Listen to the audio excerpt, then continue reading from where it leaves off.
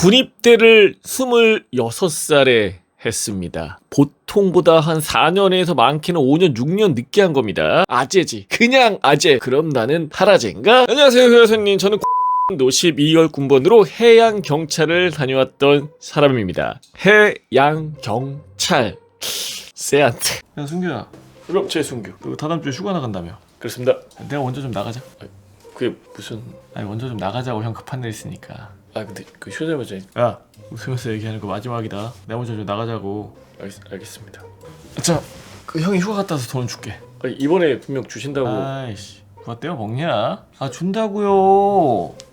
아직도 부대 내 이런 사람들이 존재한다고요? 이젠 걱정하지 마십시오. 경찰 출신 형사 전문, 야전 장교 출신 군사건 전문가가 있는 캡틴 법률사무소가 여러분을 지켜드립니다. 상담문의 02-521-8520. 예. 캡틴 법률사무소죠?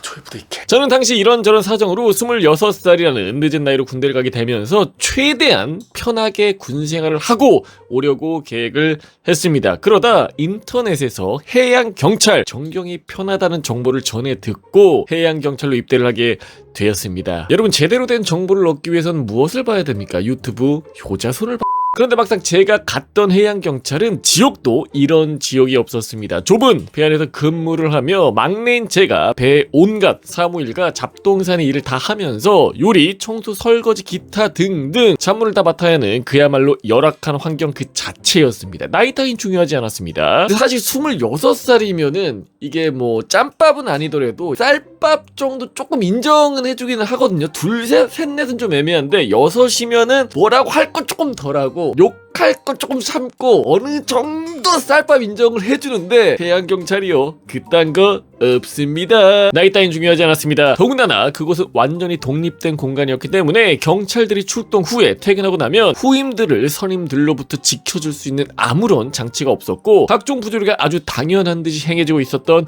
곳이었습니다. 구타, 욕설 등 일상이었고 심지어 마음의 편지를 써도 누가 썼는지 담당관이 직접 직속 상관에게 알려줘서 입을 막을 정도로 폐쇄된 공간이었습니다. 바다로 출동을 나갈 때마다 바다로 뛰어내려서 죽고 싶은 자살 충동을 느꼈고 실제로 누구는 자살을 했다더라, 누구는 발이 잘렸다더라, 누구는 구타를 당해서 병신이 됐다더라 하는 흉흉한 소문이 돌았지만 바깥에는 아무런 소식이 전해지지 않는 폐쇄된 공간이었기에 1경 이하의 모든 신임들은 그냥 묻힐 뿐이었습니다. 그런 환경 속에서 저는 불과 한 달 만에 20kg의 살이 빠졌습니다. 제 취침 시간은 3시간 정도에 불과했고 남은 모든 시간 동안 저는 구타와 폭언 그리고 심각한 노동에 시달려야만 했습니다. 순경들은 그런 사정을 알았는지는 모르겠지만 어쨌든 2경, 1경들은 다 비슷한 상황인 것처럼 보였고 특히 제 선임은 그런 환경에서도 독종으로 불리던 선임이었습니다. 그리고 한 달 만에 제 부모님께서 면회를 오셨는데요. 제 아버지는 군대는 아무런 빽이 없으신 분이었고 대신 사회에서 어느 정도의 위치에 있으신 분이었습니다. 그러나 살아가는 동안 저는 아무런 백을 써본 일이 없었고 아버지도 그런 일을 한 번도 해보신 적이 없으신 분이었습니다. 그런 부모님을 만나서 면회를 하면서 저는 아무런 말도 하지 못하고 그저 펑펑 울 뿐이었습니다. 이게 나이가 몇 살이든 간에 자식이 군대에서 뻔하게 고생을 하는 걸 아는데 한 달 만에 군대를 갔는데 아들이 만약에 거기서 울고 있다고 하면은 진짜 슬플 것 같긴 합니다. 저는 이제 딸밖에 없기는 합니다만 뭐가 됐든 간에 자식이 갔는데 면회에서 그렇게 울고 있으면 이거 사실 진짜 마음이 무너질 거 아니에요, 그쵸? 너무 힘든 나머지 눈물밖에 나오지 않았습니다. 아버지께서는 그런 제 모습을 말없이 보고만 계시다가 돌아가셨습니다. 그리고 나서 얼마 안 있어서 저는 선임들과는 따로 떨어진 곳으로 새롭게 발령이 나게 되는데요. 나중에 사정을 알고 보니 아버지께서 그런 제 모습을 보시고 나름대로 힘을 쓰셨던 것이었습니다. 아버지께서 정기적으로 가지는 모임에 나름대로 힘이 있으신 분들이 있으셨는데 그중에서 국회의원과 지역경찰서장도 있었습니다. 그나마 다행히도 주변에 지인이 있었기에 망정이었지 이게 아니었으면 사실은 이 지옥 같은 곳에서 거의 2년 가까이 그걸 또 당하고 있어야 되는 거잖아요. 물론 나중에 뭐 짬먹고는 좀 덜하기는 하겠습니다만 거의 1년 넘게는 계속 이런 걸 당했을 거 아니야, 그쵸? 그 안에 어떤 또 큰 사고가 있을지 모르는 거고 그 두 분께 아버지께서 특별히 특별히 부탁을 하셨던 것이었습니다. 덕분에 저는 섬 지역으로 발령이 나게 되었고 그곳에서 상경이 될 때까지 나름대로 행복하게 군생활을 했습니다. 그러나 제가 신고를 했다는 게 이미 소문이 난 상황이었고 덕분에 저는 군생활 동안 일종의 열애 취급을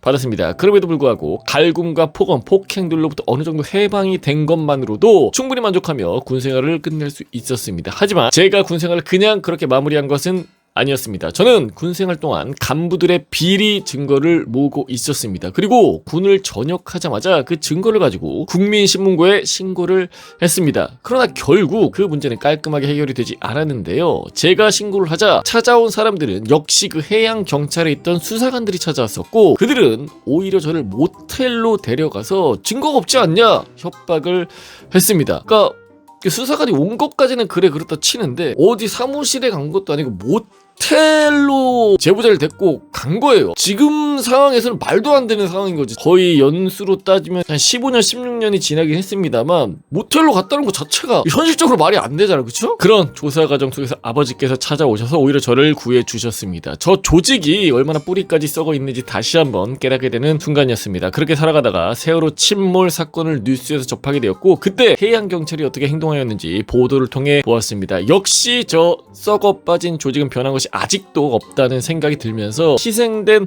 학생들이 그때 경찰과 선장의 무책임한 조치에 희생되었을 것을 생각하니 안타깝게 짝이 없었습니다. 이게 좀 오래돼서 정확히 기억은 안 나는데 초동 조치가 굉장히 좀 미흡해서 당시에 뭐 해체를 한 해 만에 뭐 이랬던 소리도 굉장히 좀 많이 나왔어요, 뉴스에서. 지금도 저 조직이 여전히 그 상태일지는 모르겠지만 진심으로 나아져 있기를 바라겠습니다. 제가 이 사연을 올린 것을 알게 되면 또 추적을 해서 신고할지 모르니 가급적 제 신상을 비밀로 해 주셨으면 좋겠습니다. 지금은 두 자녀의 가장으로 잘 살고 있는데 또 이런 일에 휘말리고 싶지는 않습니다. 제 이야기를 들어주셔서 감사합니다. 우리 제보자분 고생 정말 많으셨고요. 자녀분들과 정말 즐거운 추억, 즐거운 시간만 가지고 앞으로의 인생 재밌게 사셨으면 좋겠습니다. 제가 응원하도록 하겠습니다. 충성! 행정반에서 전파합니다. 재밌는 군대 사연 있으면은 grandopen84@gmail.com으로 보내주시기 바라겠습니다. 당첨되시는 분들 한해서 커피 쿠폰도 보내드리고 있으니까요. 많은 좀 부탁드리겠습니다. 싶으면 짠!